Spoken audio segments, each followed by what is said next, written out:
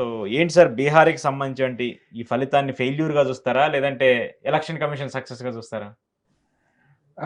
ఒకటి అంటే ఇది ఊహించింది అని చెప్పడానికి వీల్లేదు కానీ మోడీ అమిత్ షాకి కావాలి ఇది.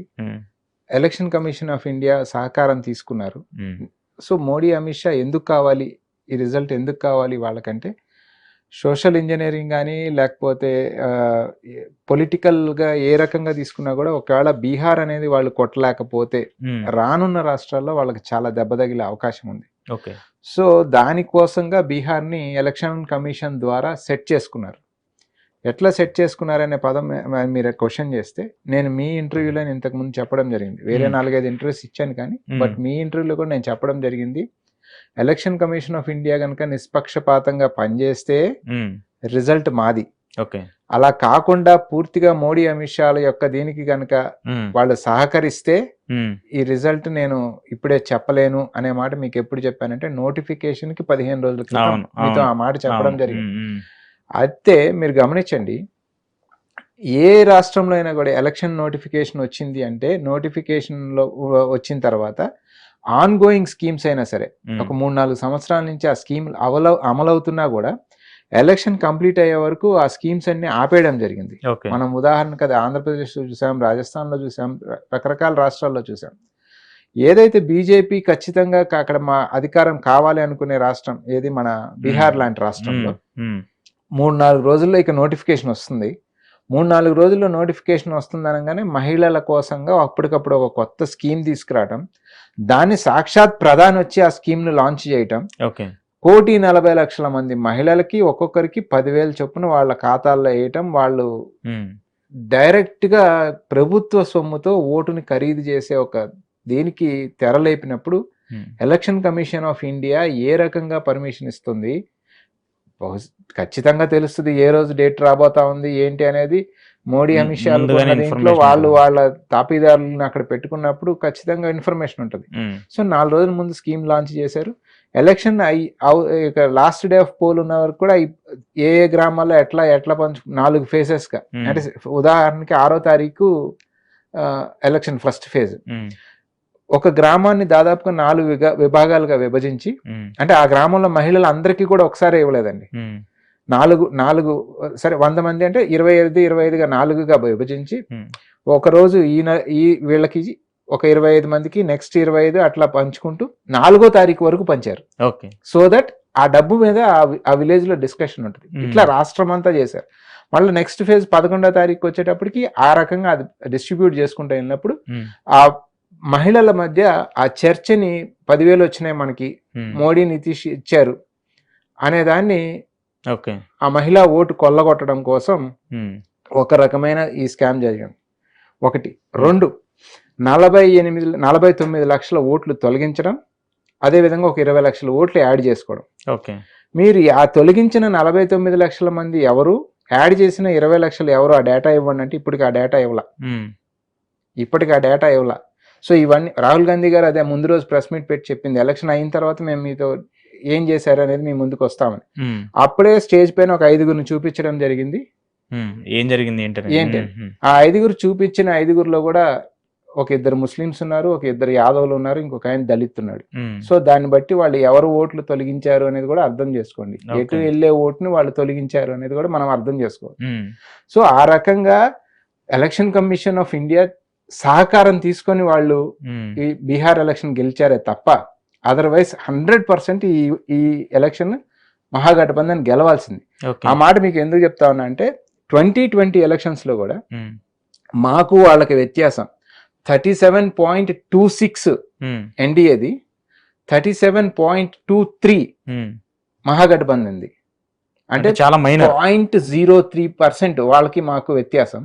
మొత్తం స్టేట్ వైడ్ ఓట్లు తీసుకుంటే 12,500 ఓట్లే వాళ్ళకి మాకు వ్యత్యాసం, చాలా తక్కువ. అటువంటిది వాళ్ళ 10% వ్యత్యాసంకి వచ్చే పరిస్థితికి ఎందుకు వచ్చామంటే ఆ 10,000 రూపాయలు పనిచేసినాయి, తీసేసిన ఓట్లు పనిచేసినాయి. లేదు అద్భుతంగా ఏమైనా నితీష్ కుమార్ గవర్నమెంట్ పర్ఫామ్ చేసింది. మీకు ఏ ఎగ్జామ్ కండక్ట్ చేసినా paper leak, any exam, you name any exam, ప్రతిదీ మళ్ళీ రెండోసారో మూడోసారో కండక్ట్ చేయాల్సి వచ్చింది. ఓకే. ఎంప్లాయ్మెంట్ కావాలి అని వీధుల్లో పిల్లలు ధర్నా చేస్తే లాఠీలతో వాళ్ళని అడ్డి విరగొట్టడము చూసాం. మైగ్రేషన్, అత్యంత మైగ్రేషన్, వ్యవసాయ కూలీలు లేకపోతే ఏ కార్మిక రంగమైనా సరే అక్కడ ఆ రాష్ట్రంలో పనులు దొరక దేశం మొత్తం పని కోసం బీహారీలు వెళ్ళటం అనేది మనం చూడటం జరిగింది. సో మీరు ఎంప్లాయ్మెంట్ క్రియేట్ చేయలేరు, కింద వర్గాల కార్మికులకి మీరు పని కల్పించలేని పరిస్థితి. అదే విధంగా కనీసం సరిగ్గా పేపర్లు ఎగ్జామ్ కూడా కండక్ట్ చేయలేని పరిస్థితి. సో ఏ విధంగా ఎందుకు వాళ్ళకి లబ్ధి చేకూరింది, ఏమి మేలు జరిగిందని చెప్పి వాళ్ళు నితీష్కిను లేకపోతే మోడీకి డబుల్ ఇంజన్ సర్కార్ మోడీ కరిష్మా ఏముంటదని వాళ్ళకి ఓటు వేయాలి అంటే ఆఖరిలో వచ్చిన 10,000 వాళ్ళకి అడ్వాంటేజ్ అయింది. గవర్నమెంట్ పరంగా లేకపోతే అంతకుముందు ఏదో వేలం పాటు పడాడు 1,25,000 కోట్లు ఆ రాష్ట్రానికి ఇస్తాను, అదేమన్నా ఇచ్చాడా? లేదు. ఏదైనా ఇండస్ట్రీస్ పెట్టారు కొత్తగా వచ్చినాయి అంటే అమిత్ షానే చెప్పాడు ఈ రాష్ట్రంలో ఇండస్ట్రీస్ పెట్టడానికి చోటే లేదు, చిన్న చిన్న రాష్ట్రాలు హిమాచల్ ప్రదేశ్ హర్యానాలో కూడా చోటు దొరుకుతుంది తప్ప బీహార్ రాష్ట్రంలో 20 సంవత్సరాల నుంచి ఉన్న ఎన్డీఏ ప్రభుత్వం, కేంద్రంలో 11 సంవత్సరాలు ఉన్న ఎన్డీఏ ప్రభుత్వానికి బీహార్ రాష్ట్రంలో ఇండస్ట్రీస్ పెట్టడానికి చోటే దొరకలేదు. ఇప్పుడు గెలిపిస్తే మేము మీకు సాఫ్ట్వేర్ కంపెనీస్ తీసుకొస్తామంటే 20 సంవత్సరాల చేతగాంతనాన్ని ఒప్పుకున్నట్టే కదా. అందుకని ఏమి చేయలేకపోయారని ఆ ప్రజలు వెళ్ళి వాళ్ళకి అంతంత మార్జిన్స్ ఇచ్చి ఓట్లు వేయడం జరిగిందా?